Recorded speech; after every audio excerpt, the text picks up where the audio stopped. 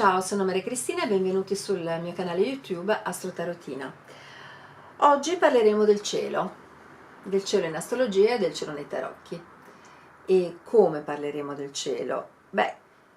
Il cielo, voglio dire, astrologia per forza il cielo, però pensando al cielo non possiamo non pensare all'immaginazione.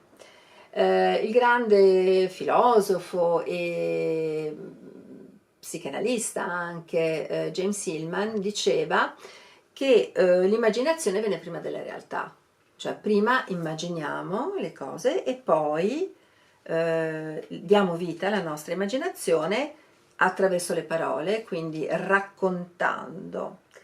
E quindi lui diceva che le persone alle quali è stato raccontato e che quindi con la loro immaginazione anche hanno vissuto delle cose hanno un maggiore equilibrio.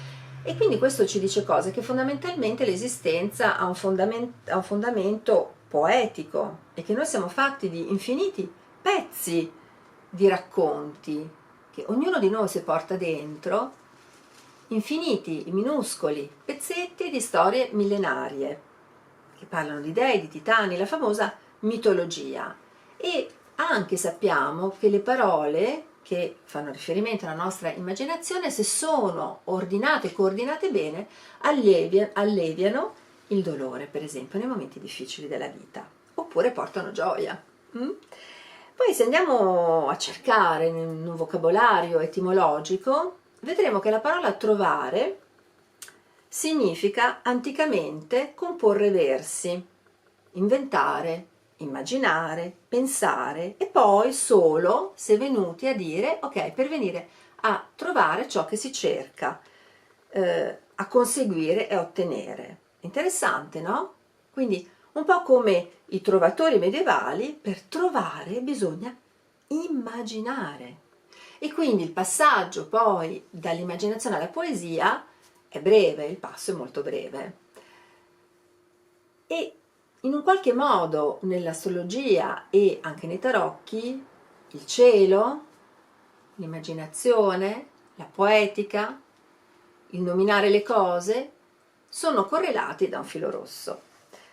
In astrologia, quando parliamo di cielo, voi mi direte tutto è cielo, ma in particolare legati al mito parliamo di chi? Parliamo, spero che si veda, abbastanza di Urano. Il pianeta Urano porta infatti il nome del dio greco del cielo Urano, padre di Saturno, lo sappiamo, a sua volta Saturno padre di Giove. E sebbene questo pianeta sia visibile a occhio nudo, perché è il primo pianeta trans-saturnino, non fu mai riconosciuto come tale, a causa della sua bassa luminosità, ma anche della sua orbita molto particolare. Infatti venne scoperto, è il primo trans-saturnino a essere scoperto nel 1781 da William Herschel, diventando così il primo pianeta a essere scoperto dopo l'invenzione del telescopio, con un telescopio ad ogni modo. E il suo simbolo, che non ho preparato ma che vi faccio vedere subito, che è questo è il glifo del pianeta, vedete? Il suo simbolo rappresenta d'altronde la H del suo scopritore, che è Herschel, come ho detto prima. Ora, una delle caratteristiche di questo pianeta, del nostro Urano, è effettivamente il suo orientamento dell'asse di rotazione, che è molto particolare a causa della sua eccentricità. Cioè, non entro troppo nei dettagli tecnici perché magari non a tutti voi interessano i dettagli astronomici, però proprio Urano ha un movimento, diciamo così, molto particolare. Quindi simboleggia sicuramente Urano anche qualcosa di stravagante, qualcosa di diverso rispetto alla norma, e questa è una delle caratteristiche, se volete, uraniane, oltre a quella, se volete, di essere collegati al fatto di spiccare in alto il volo e di essere verso il cielo. E per molti astrologi Urano è l'ottava superiore di Mercurio, quindi è legato al fatto di dominare i ritmi dell'energia nervosa, a regolare la trasmissione degli impulsi al cervello e poi dal cervello in tutto l'organismo. Insomma, è il simbolo della mente, certo, Mercurio, ma all'ottava superiore, cioè della mente universale. Ora, nel mito Urano è il pianeta che dà origine alla vita. Nel racconto della mitologia greca, all'inizio esisteva un'enorme distesa di caos. Da questo caos emergono due manifestazioni imponenti in forma dopo deificata, che è Gea, la madre terra, e Urano, che è il padre cielo. Urano e Gea corrispondono, dunque costituiscono una coppia divina primigenia, come si dice, che poi si ritroverà in numerose mitologie, miti antichi della creazione, conosciuti sotto il nome di cosmogonia. E cosa succedeva? Che ogni notte Urano si distendeva su Gea, quindi il cielo si distendeva sulla terra, e la fecondava attraverso una pioggia fertile.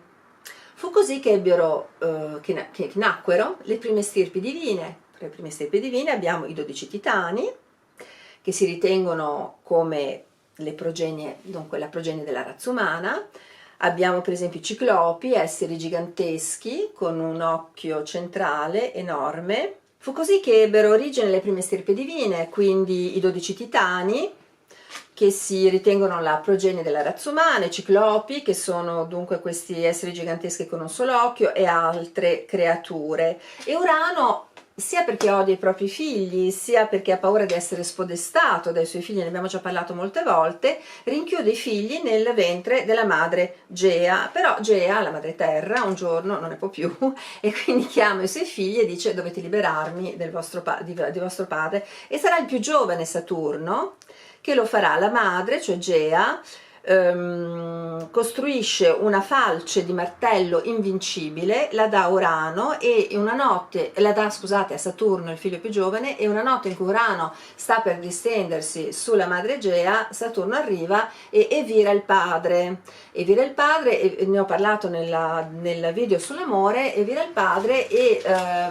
getta l'organo maschile del padre nel mare, dalla spuma nasce Venere, e le gocce di sangue che cadono sulla terra danno vita alle rinni delle creature mostruose, eccetera. Quindi vediamo come Urano sia proprio legato al cielo. Urano è legato al cielo e rappresenta che cosa? La forza di decisione, il progresso, l'intuizione, il gusto del diverso, il gusto del nuovo. Urano distrugge e trasforma là dove necessario in una maniera diversa rispetto a quella di Plutone, ma proprio per distruggere cosa? Le vecchie abitudini, proprio perché viene subito dopo Saturno, e quindi per passare a qualche cosa di nuovo. Quindi rappresenta la genialità, la sregolatezza, l'eccentricità, l'essere fuori dal comune, l'amore per la libertà. Urano spinge, i suoi passaggi, i suoi transiti poi spingono a ribellarsi, a cambiare, a liberarsi da ogni condizionamento, rappresenta l'imprevisto, le scoperte, tutto quello che è nuovo, gli improvvisi lampi di genio per esempio, e ha un ciclo di 84 anni, rimane circa 7 anni in ogni segno. Passando ora ai tarocchi di Marsiglia, vediamo che in genere i cieli nei tarocchi di Marsiglia sono bianchi, come se, vedete, il fondo è bianco, come se il bianco, cioè, indicasse un valore di per sé neutro, cioè uno spazio dove tutto è possibile, dove l'essere umano può essere co-creatore, ma in realtà non è sempre così, cioè il fondo è bianco, ma possiamo vedere come, per esempio, nel matto, non ho preparato bene le mie carte, nel matto volevo farvi vedere il cielo è un piano superiore sicuramente che sfugge, grazie mille, al controllo, e vediamo che è l'unica carta in cui il personaggio guarda con i due animali della luna verso il cielo. Tutti gli altri personaggi non guardano verso il cielo, ma per questo perché il matto è in cerca di saggezza, di elevazione spirituale, ha fiducia, guarda in alto, è consapevole che l'uomo ha un altro scopo nella vita e che è spinto anche da qualcosa che è più grande di lui, ma ha fiducia. E nell'arcano della luna i due animali guardano verso l'alto, hanno la bocca aperta, tirano fuori la lingua per proprio ricevere le gocce prima che salgano in alto, cioè sono consapevoli che ciò che sta accadendo loro è importante e che vogliono ricevere insomma i doni del cielo. Ci sono delle carte con gli astri, e le carte con gli astri sono la carta della stella, la carta della luna e il sole. Allora, veramente non ho preparato. La stella è qua, la luna ve ne ho già parlato, il sole. Quindi i cieli sono riempiti, vedete, in questo caso. Allora, su queste carte, se queste carte non avessero il nome, non potremmo dire che la carta è la luna, della stella, del sole, perché non riusciamo a capire qual è l'elemento più importante. Questo perché i cartieri hanno diviso la carta in due in maniera orizzontale, e quindi una parte è rappresentata riempita dall'astro e l'altro da dei personaggi, ma anche l'hanno divisa in due in maniera verticale, quindi in una maniera, in una simmetria che è raffinata. Per esempio in quella della luna ci sono due tori, due cani, o nel sole due giovani, o nella stella il personaggio ha due braccia, due brocche. Questo cosa vuol dire? Che sono carte che portano a un equilibrio verso la nostra personalità, nella nostra vita.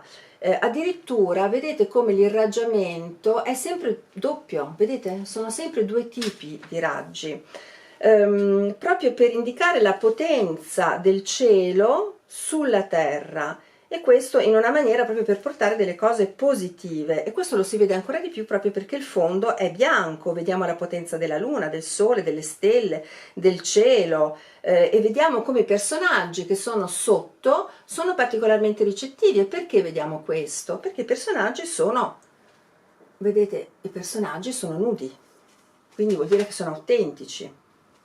Nell'arcano della luna vediamo come le gocce sembrano salire in alto verso il cielo, come se fossero magnetizzate dalla luna, cioè la luna costituisce un filtro, e poi la luna rinvia dei raggi, quindi riceve qualcosa, cioè anzi aspira qualcosa, lo trasforma, lo purifica e poi lo fa ridiscendere attraverso i sogni, attraverso l'inconscio, e questo ci introduce i poteri delle nostre emozioni, del nostro sesto senso, dell'intuizione, ci incoraggia a essere recettivi, ci incoraggia a credere, a confidare nei nostri sogni e anche nei doni artistici che l'uomo ha. L'ispirazione è spesso considerata come qualcosa che viene dal cielo, infatti lo diciamo proprio, no? E che entra dentro di noi e che va a cercare poi nell'intuito, che va a cercare anche nel passato, che va a cercare nei ricordi rappresentati, fra le altre cose, dall'inconscio dell'acqua. Nel sole, eccolo qua, vedete nel sole, invece si vede che queste gocce scendono, cioè l'azione del sole è solo in una direzione, dal sole verso l'umano, perché il sole è lì per dare, impone la sua presenza, occupa tutto il cielo, e il sole possiamo solo ammirarlo, sopportarlo, neanche guardarlo, perché quando è troppo forte si può vedere da uno dei due personaggi, sembra addirittura accecato dalla luce bianca e forte del sole. E ancora i raggi del sole, anche qui vedete come sono doppi, a forma di spade dritte oppure di pugnali dalle lame ondulate. Perché? Perché sappiamo che il sole a volte porta benefici, cioè la luce, l'energia che fa crescere le piante, come quando lo celebriamo nel solstizio d'estate, e a volte porta danni, la siccità, la disidratazione che può uccidere, la stanchezza fisica.